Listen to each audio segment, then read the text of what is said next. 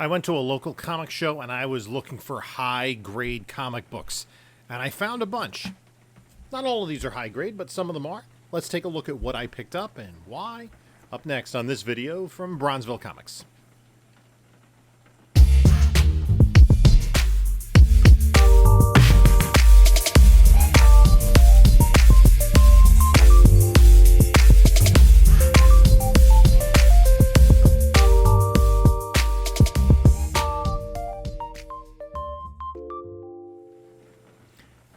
Hey there, panelologists. This is Jim from Bronzeville Comics coming to you with another video. And before we get started, like, comment, subscribe. It's this close to 5,000 subscribers.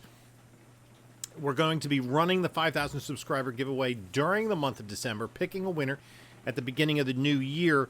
Watch out for details on that. Thank you to everyone who has liked, commented, subscribed, shared, all that great stuff. I really appreciate on this journey that I've been on for about 2.5 years doing this YouTube channel and the positive feedback I've gotten.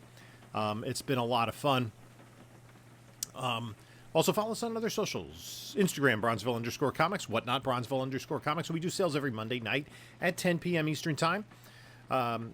If you're not yet signed on to Whatnot, you can use the link in the description of this video to get $10 off your first purchase. That purchase does not have to be with me. And you will also see in the description of this video a link to my eBay store as well as my email. So I went to one of the monthly shows they have in Northern Jersey, this one in Wayne, and I headed out there.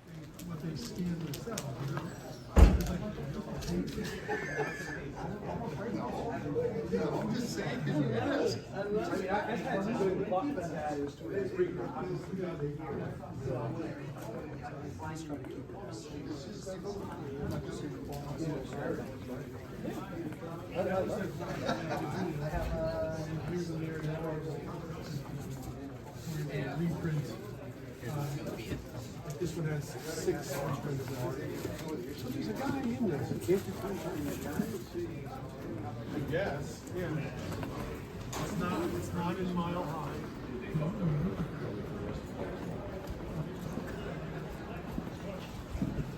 That was one of their few mistakes. Yeah.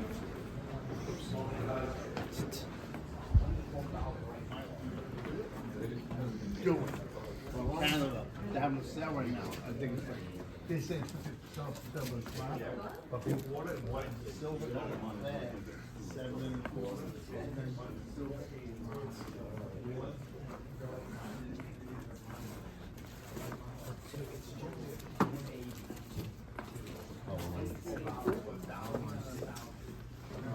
I think it's just in playing yourself. Which would be the greatest.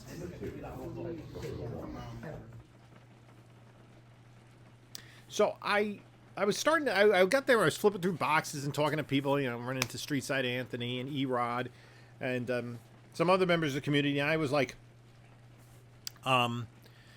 digging through dollar bins and I was being pretty selective. And then maybe I wasn't so selective, but I picked up some books and a small stack. I paid $220 for everything from all the different vendors I went to. And I'm going to explain the rationale and what that number means just a little bit later. So first book I picked up was, I picked this up from Panther Comics. This is, or is it Panther? Panther Comics. This is Plastic Man number 14. This is a high grade copy. So I'm just kind of slowly working on that run. Figured the price was pretty good. That's a PC book. And I'm trying to figure out where I'm putting these. Actually, I'm not going to separate them just yet. Maybe I will. Maybe I'll separate the PC books. Go over here. I got to make some piles. And that's a save. And a lot of times, if you're new to the channel, I like to use the mnemonic device save, slab, sell, spec. The 4 ways that I organize books that I pick up in collections, at shows, etc. This one is a pretty high-grade copy of Raiders of the Lost Ark number 1. It definitely needs a press. There are a lot of pressable defects. I'm kind of taking it as a challenge. This book in a 9.8 is about $225. In a 9.6, it's about $50. There's an enormous upgrade from 9.6 to 9.8 of this book. I guess the black and this, it does have some pressable defects. Again, I'm taking it as a challenge to see what I can do with this. So this is in the slab pile. This, I think I'm going to put in the PC pile. This Super Friends 18, another run that I'm kind of working on low grade, or low key. Time Trapper in that story. And then Creeper in first issue special, number 7. I've been working on this run also, the first issue special run. I'm pretty close to it. I think it's 13 issues. And I just actually read this story with Firefly, who is one of the most ridiculously costumed villains ever, in a Steve Ditko Creeper hardcover. So that's going to the PC. And then this is kind of spec, but PC. It's a Whitman edition of Super Friends 13, and I had to remember the number because of the Whitmans on DC's. There's no number on the cover. Thank you, Whitman. This is the first full appearance of Dr. Mist. Spec. I'll put in the PC for now. Then this is a book I've been specking on, and I'm not. This might be a gradable copy. I'm gonna just point one thing out. It's a copy of Brave and the Bold 166. I'm going to do a little more research in it. It's the first appearance of Nemesis. And it's also, it's a great Jim Aparo cover. It's really high grade. The only thing I'm seeing is, like, at the bottom of the book, near the spine, it's, like, lighter there. But I think that's just the way it was created. Sometimes books have common defects that affect a large amount of the print run, like a printer's crease on the first appearance of Elektra. I'm going to look to see if I can find any scans of this in a 9.8 and see if that... So I'm going to throw it out there and look for 9.8. This I got from another dealer, and a lot of dealers were doing deals. This guy was doing 40% off. Pick this up. Web of Spider-Man. This is, I think, a really underrated Spider-Man key. 36. This is the first appearance of Tombstone. And this also is a high-grade book. I'm going to put this in the slab pile. It's not a pricey book in a 9.8, but this is a character that I think has possibility for the MCU. I'm surprised that Sony hasn't developed a movie of him already. And then this is a nice high-grade copy of X-Force 116. I think this is a really good 9.8 candidate. First appearance of Ecstatics. I've become a big Mike Allred fan. Then this book, I can't help myself. Infinite Crisis 5. This is the A cover, but not the more desired cover. This book contains the first appearance of Jaime Reyes as the third Blue Beetle, but the B cover by Jim Lee has Jaime Reyes Blue Beetle on the cover. Zolo Maridueña is going to be reprising his role as Jaime Reyes in the new DCU, carrying over from the movie. I enjoyed the movie. I thought it was good. Not great, but it was good, and I thought he was quite good. Another spec book. I'm going to put this in the spec pile. It's Oblivion Song #1 by Robert Kirkman. This supposedly was optioned by Jake Gyllenhaal for a potential series. I already have that in a 9.8. Then this was on list, and this is one of those books, the Oblivion Song, and this is another one. One of those post hype sleeper keys, I think. Are they going to do something with this character? Who knows? There was some speculation on it, but it's still a good book in a 9.8, high-grade copy of The Hood #1. So that's going to go into the slab pile. Another book that was really hot and has cooled off. This is a variant cover. War of the Realms, New Agents of Atlas. I'm not sure what to do with this. I think I'm going to put it in a spec pile. I think it is a really solid 9.8 contender, but right now 9.8s of that are like just above case cost.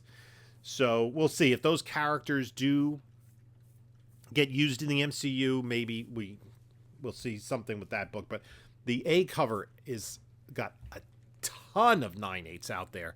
And so that supply has really driven down it hasn't met up with the demand. I picked this up because it was like a half price sale. I thought it was a sharp copy for what it was, probably an upgrade over what I do have.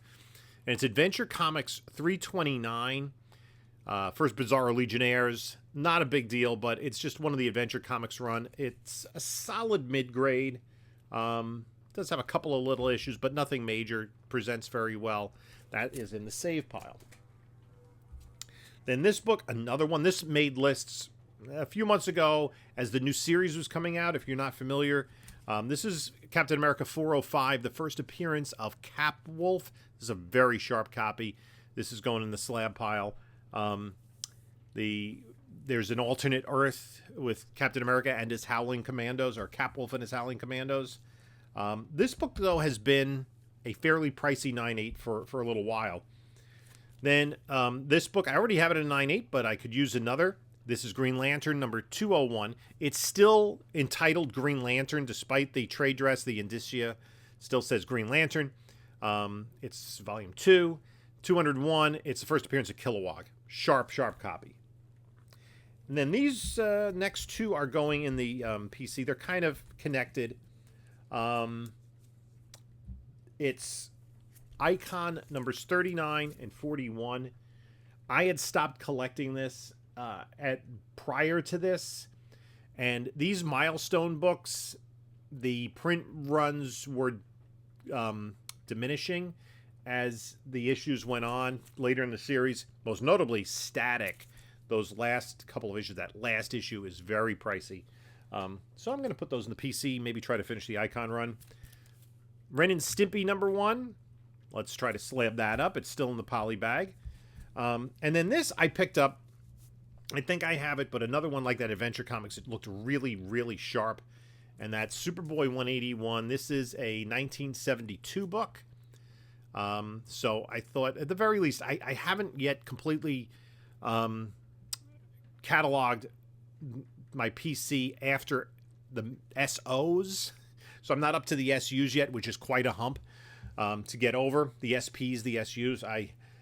But this is a very nice copy. I think I looked at this, I thought it was like an 8.5. So the price was right.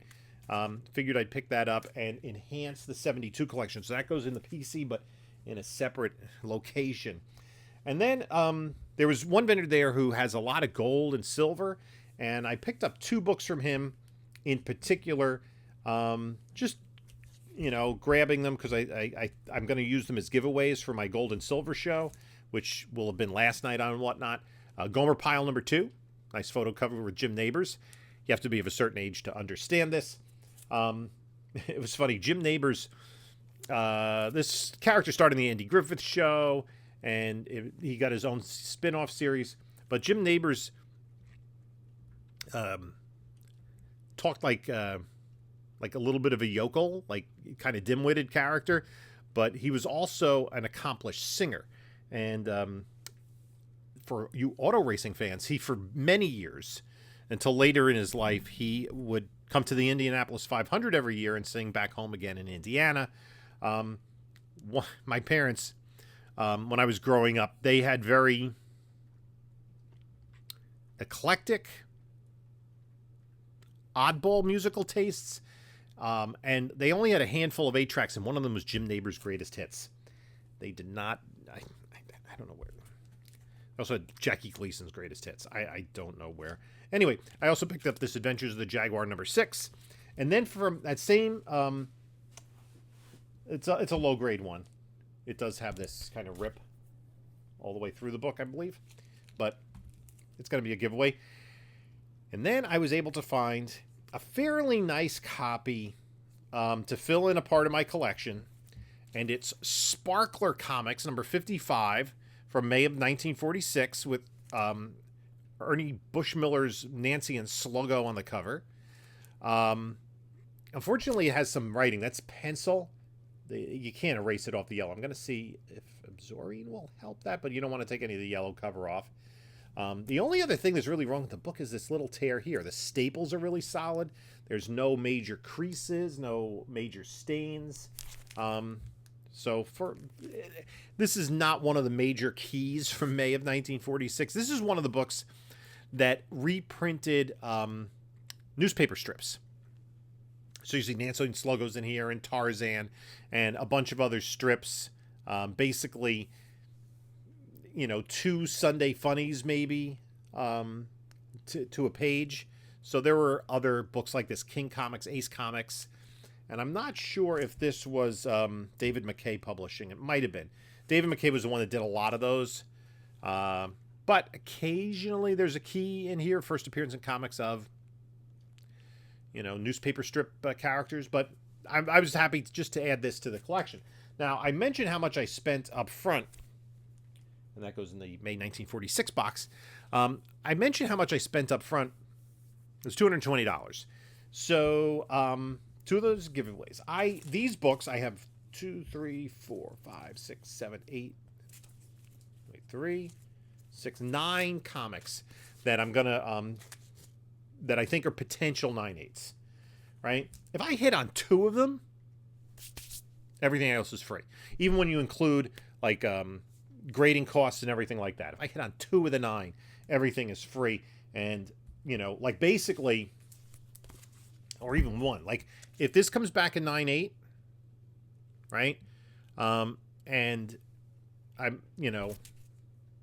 even though I sell it for fair market value, you take away like $30 to get it graded, $26 for the grading, and put it in with a whole bunch, a few bucks more for the shipping. Let's call it $30 just to make it a round number. Right now I've put out $250. It sells about $250. I've broken even, and I still have 8 other possible 9.8s.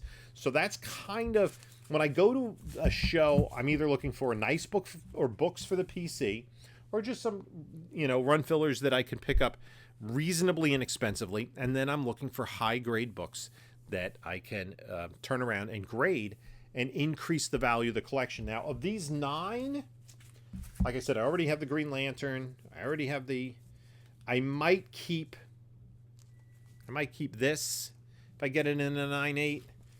I would probably spec on this. Maybe keep this. So we'll see. Some spec stuff. But I would definitely move this. I already have a couple of copies in the hopper. And this, if I get this in a 9/8, I think I'd have to sell it, just because it's so difficult to get in a 9/8, and it's worth so much more than a 9/6. But that is going to be a pressing challenge, that particular book. So let me know what you think about that methodology. I know some people are not slab people, and I understand that. You just want to read the books, and that's fine. Even myself, books I'm not going to slab. Like I picked up, a couple of those books just because they're nicer for their age. Nicer condition, nicer presenting. And, then I could sell the undercopies. So, if you're not into slabbing, it's fine, but just using the hobby to fund itself is a phrase a lot of us use, and that's the idea. I spend $220. If I can, make a little bit of money back for gas and tolls and everything, and grading costs, and maybe I could triple up my investment. We'll see. And that's one of those things. It's probably going to take me a year to get to these books, so we'll see what happens in the meantime, and maybe keep a couple of slabs. And, if I can sell $220 worth of books and keep 2 or 3 9.8 slabs, those slabs are completely free. So anyway, thanks for stopping by. I really appreciate it. Hope you enjoyed this video.